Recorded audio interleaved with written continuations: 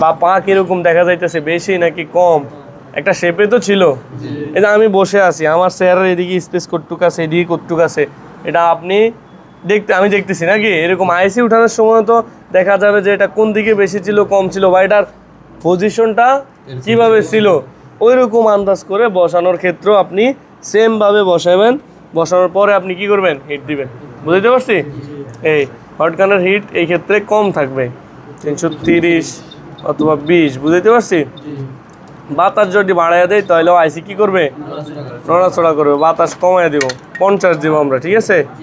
এবার হটগানটা ডিরেক্ট সরাসরি যদি আমরা নিয়ে আসি তাহলে আইসি কি হবে, উড়ে যাবে। আমরা হটগানকে কি করবো, আস্তে আস্তে উপর থেকে নামাবো। 50 এটার ভিতরে বাতাস বেশি মারে, 120। আস্তে আস্তে তরল হয়ে বাইরে কি হইতেছে, বের হইতেছে, তখন বুঝবো যে আইসি লাগানোর সময় কি হয়ে গেছে। তখন আমরা একটা টোকা দিব আইসিটাকে, এরকম একটা ধাক্কা দিব, ধাক্কা দিয়ে দেখবো যে সে জায়গায় ফিরে আসে কি না। যদি দেখি জায়গায় ফিরে আসে তাহলে বুঝবো লাগানো। বুঝতে পারছি?